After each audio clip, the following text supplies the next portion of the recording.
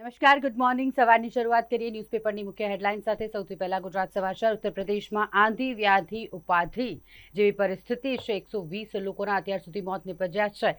ચોમાસાના આગમન પહેલા 16 રાજ્યોમાં વાવાઝોડા સાથે ભારે વરસાદની ચેતવણી આપવામાં આવી છે. 10 રાજ્યોમાં 20 મે સુધી તાપમાન 5 ડિગ્રીના વધારાની આગાહી સાથે ઓરેન્જ એલર્ટ આપવામાં આવ્યું છે. મહારાષ્ટ્રનું અકોલા 45.9 ડિગ્રી સાથે સૌથી ગરમ શહેર બન્યું. ઈરાન, અમેરિકાનું, તાઇવાન ચીનનું અને યુક્રેન રશિયાનું 3 મહાસત્તાઓ વચ્ચે અંદરખાને ભાગ બટાઈ ચાલી રહી છે. યુદ્ધ વિરામ અગાઉનો ગોઠવાતો તકતો તાઇવાન અમારું, અમેરિકા વલણ નહીં બદલે તો તંગદિલી વધશે, જિનપિંગનું કહેવું છે. બીસીએ કોમર્સ કોર્સની અંદર 240 બેઠકો પર પ્રવેશ અપાશે. 2 નવી કોમ્પ્યુટર લેબોરેટરી બનાવવામાં આવશે. વિદ્યાર્થીઓના વિરોધ બાદ આ નિર્ણય યુનિવર્સિટી દ્વારા લેવામાં આવ્યો છે. સિગ્નલ ફળિયા ગેંગનો સાગરીત રિઝવાન બોકડાના 11 દિવસના રિમાન્ડ મંજૂર થયા છે. વડોદરામાં મધ્યપ્રદેશથી ગાંજો સપ્લાય કરવાનું મોટું નેટવર્ક. રતલામનો સપ્લાયર અને ગાંજો ખરીદનાર પકડાયા. 10 કિલો ગાંજો કબજે કરાયો છે. યુનિવર્સિટીમાં હાજરી માટેની બાયોમેટ્રિક સિસ્ટમ શોભાના ગાંઠિયા સમાન બની ગઈ છે. 40 લાખ રૂપિયાનું આંધણ કરાયું હતું. હની ટ્રેપના કેસમાં મુખ્ય આરોપી મનીષા સહિત વધુ 2 ઝડપાયા છે. સિનોર તાલુકાનો આ ચકચાર ભર્યો કેસ હતો. અમદાવાદી પોળના મકાનમાંથી સવારે રોકડા 5 લાખ અને લેપટોપની ચોરી થઈ. ચોરોને કોઈનો ડર રહ્યો નથી. સુરક્ષિત ગણાતી અમદાવાદી પોળમાં પણ ચોરી થઈ. ફરી ડ્રગ્સનો ગુનો આચરતા આરોપીના જામીન રદ કરાયા છે. ગરમીને કારણે શહેરમાં જાડી અને કચરામાં આગનો વધુ 4 બનાવ સામે આવ્યા છે. લાલુ સિંધી ગેંગના મુખ્ય આરોપી સુનિલની ગુજસીટોક હેઠળ ધરપકડ કરવામાં આવી. વિશ્વામિત્રી નદીના 40 કિલોમીટર વિસ્તારમાં crocodile park, cycle walking track સહિત લોકો માટે સુવિધા થશે. માંજલપુર વિધાનસભા વિસ્તારને અન્યાય થાય છે. હોદ્દો આપવા ધારાસભ્યએ ફરી જૂનું ગાણું ગાયું છે. સંકલન સમિતિના 15 નામો પાર્લામેન્ટરી બોર્ડને સુપ્રત કરાયા. ખંડેરાવ માર્કેટ અને રાજમહેલ રોડ પરના લારી ગલ્લાના દબાણો દૂર કરવામાં આવ્યા છે. મ્યુનિસિપલ કોર્પોરેશનના ડીઝલ વાહનોને સીએનજી બનાવવામાં આવશે. વાહન ખરીદી નીતિમાં પણ ફેરફાર કરાયો છે. હરણીની અનમોલ સોસાયટીમાં મકાનમાં ચોર ત્રાટક્યા, જેમાંથી 2 ચોર પકડાયા છે.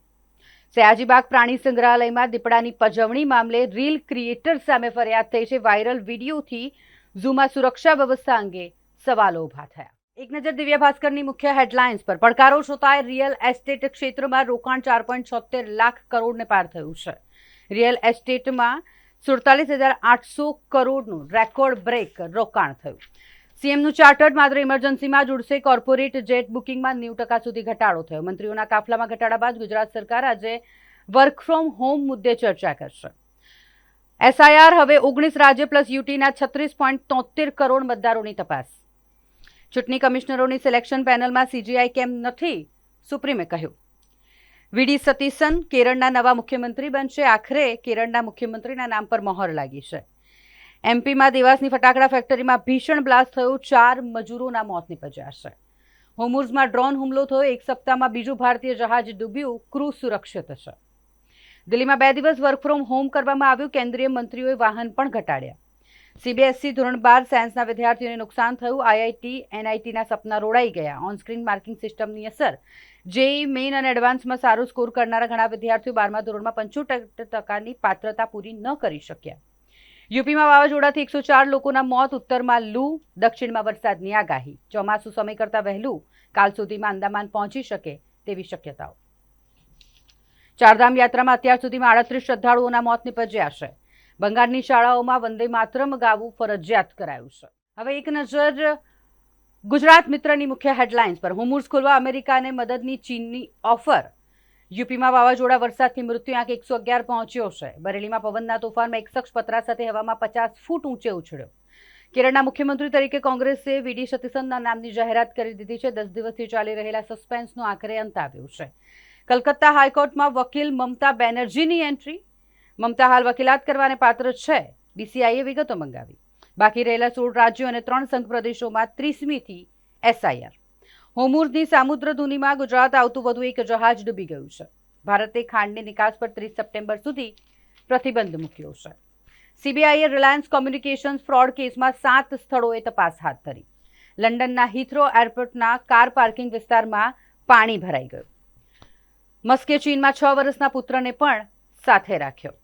મધ્યપ્રદેશના દેવાસમાં ફટાકડાની ફેક્ટરીમાં ભીષણ વિસ્ફોટ થયો, 15 લોકો ઇજાગ્રસ્ત થયા છે, લગભગ 4ના મોત નીપજ્યા છે.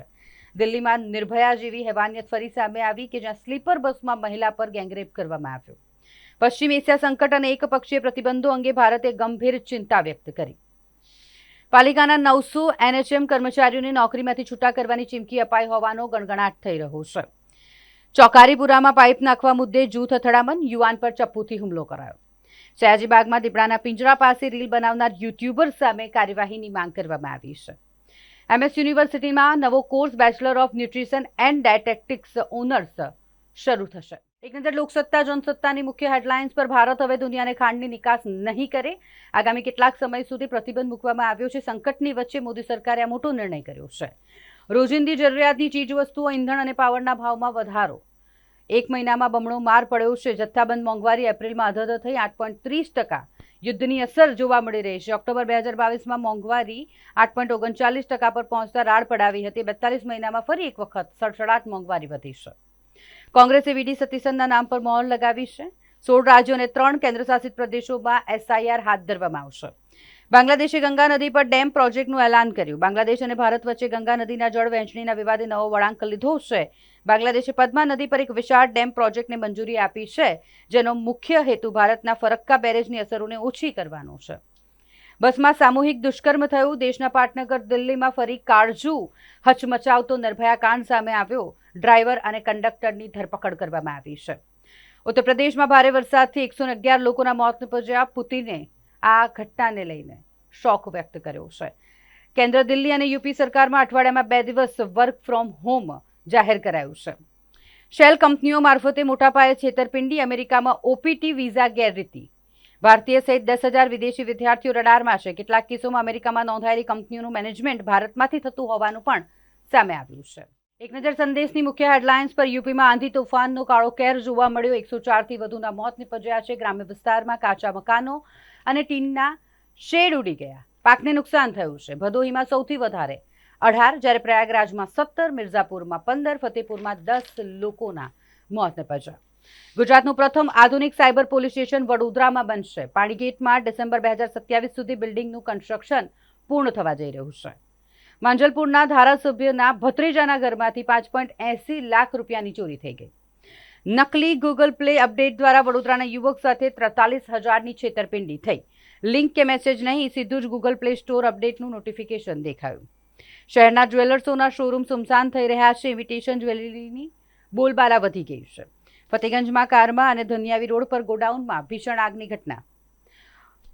વારસિયાના સિંધી ગેંગના સૂત્રધાર સુનિલ ઉર્ફે અદાની ગુજસી ટોકમાં ધરપકડ કરવામાં આવી. બુટલેગરોમાં સિન્ડિકેટની તપાસ કરવા રિમાન્ડની માંગણી પણ કરાશે. ગોત્રી ટાંકી પાસે ફરી ભંગાણ પડ્યું. હજારો ગેલન પીવાના પાણીનો વેડફાટ થયો. હોર્મુઝની ખાડીમાં ગુજરાતના જહાજ પર ડ્રોન હુમલો થયો. UAE નજીક એક જહાજ બળજબરીથી કબજે કરાયું. મુંબઈમાં CNG મોંઘો થયો. ભાવ પ્રતિ કિલો 84 રૂપિયાએ પહોંચી ગયો છે. રિક્ષા કારના ભાડામાં વધારાની શક્યતા છે. અનિલ અંબાણી ગ્રુપ પર મુંબઈથી બેંગલુરુ સુધી CBIએ દરોડા પાડ્યા. ચૂંટણી પંચ ત્રીજા તબક્કામાં છે. 16 રાજ્યો 3 UTમાં SIRની કવાયત હાથ ધરવામાં આવશે. આંદામાન નિકોબારમાં આજે ચોમાસાનું આગમન સંભવ છે. ઉત્તર ભારતમાં કમોસમી વરસાદ વચ્ચે આંદામાન નિકોબારમાં ચોમાસું આવી જશે તેવી સંભાવના છે. લાંબા મંથન બાદ કોંગ્રેસે મુખ્યમંત્રીના નામની જાહેરાત કરી. સુપ્રીમ કોર્ટે કહ્યું, CECની નિમણૂક પ્રક્રિયામાં સ્વતંત્રતાનો દેખાડો શા માટે કરો છો? સિકોપુર જમીન સોદામાં વાડરાને આંચકો મળ્યો છે. કોર્ટનો સમન્સ સામે સ્ટેનો ઇનકાર.